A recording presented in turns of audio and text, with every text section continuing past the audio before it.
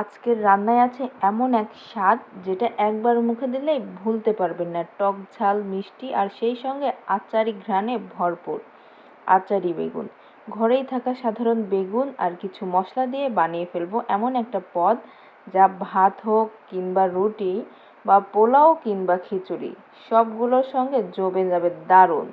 চলুন শুরু করে আজকের মজাদার রেসিপি আচারি বেগুন একদম সহজভাবে একদম ঘরের স্বাদে। নিয়েছি এখানে বেগুন, এখানে লবণ হলুদ আর শুকনো মরিচের গুঁড়া দিয়ে বেগুনটাকে মাখিয়ে নিয়েছিলাম। এবার গরম তেলে বেগুনটাকে আমি সুন্দরভাবে ভেজে নেব। আর এর ফাঁকে বলে নিই আমার ভিডিওটি কে কোথা থেকে দেখছেন। সবাইকে আসসালামু আলাইকুম। সবাই কেমন আছেন অবশ্যই কমেন্টে জানাবেন। আর এইদিকে আমি প্রত্যেকটা বেগুন ডুবো তেলে দিয়ে দিচ্ছি। এই বেগুনটা আমি সুন্দরভাবে ভেজে নেব। আপনারা এই বেগুনটা শুধু এই বেগুন দিতে হবে বিষয়টা এমন নয়, আপনার ঘরে যেই ধরনের বেগুন আছে আপনি সেটা দিয়েই এই রেসিপিটি বানিয়ে ফেলতে পারেন। আমার বেগুনটা সুন্দরভাবে ভেজে নেওয়া শেষ। দেখতেই পাচ্ছেন বেগুনের কালারটা কেমন করে ভেজে নিয়েছি। এবার প্রত্যেকটা বেগুন আমি উঠিয়ে নিচ্ছি। তারপর চলে যাব আমাদের মূল রান্নাতে। Just simple process. কড়াইতে নিয়েছি তেল, শুকনো মরিচ, পেঁয়াজ আর এই যে এবার আমি দিয়ে দিব পাঁচফোড়ন, যেটা আর কি আচারে দেয়, এজন্যই তো এর নাম আচারি বেগুন। আর এখানে অবশ্যই চেষ্টা করবেন সরিষার তেলটা দেওয়ার, আর সরিষার তেলটা না থাকলে সয়াবিন তেল দিবেন। আর এখানে আমি বাটা মশলা নিয়েছি। এখানে আছে শুকনো মরিচ, রসুন, পেঁয়াজ আর আদা বাটা, সিম্পল। আর এখানে নিয়ে নিলাম শুকনো মরিচের গুঁড়া আর হলুদের গুঁড়া।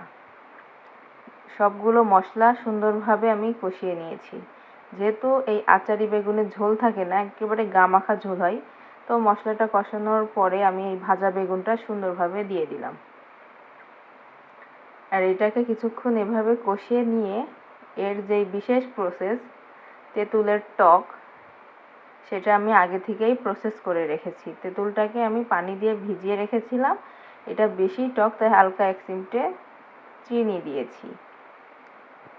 আর টকে একটু চিনি দিলে এটা পারফেক্ট একটা ব্যালেন্স থাকে। এই তেঁতুল টকের যে পানিটা, সেইটা দিয়ে এই বাটিটা ধুয়ে যেই পানিটুক হয় সেইটুকের বেশি আমি পানি দেই নাই। দেখতেই পাচ্ছেন আমার তরকারির গ্রেভিটা কেমন হয়েছে। আপনারাও চেষ্টা করবেন এই প্রসেসে রান্না করার, একদম পারফেক্ট হবে। এবার কিছুক্ষণ আরেকটু কষিয়ে পারফেক্টলি ঝোলটা মরিয়ে এই তো গরম গরম পোলাও ভাতের সাথে ডেকোরেশন করে নিচ্ছি। এটা যে কি টেস্ট হয়েছিল তা মুখে বলার মতো নয়। আর বিশ্বাস না হলে বাসায় বানিয়ে একবার ট্রাই করে দেখুন। এটা রুটি, ভাত, খিচুড়ি কিংবা পোলাও সব কিছুর সাথে পারফেক্ট যায়। আর আমার এই ভিডিওটি কেমন লেগেছে অবশ্যই জানাবেন। ফেসবুক থেকে দেখলে একটা ফলো করে দিবেন, আর ইউটিউব থেকে দেখলে একটা সাবস্ক্রাইব করে দিবেন। সবাইকে আমার সালাম রইল। সবাই ভালো থাকবেন, সুস্থ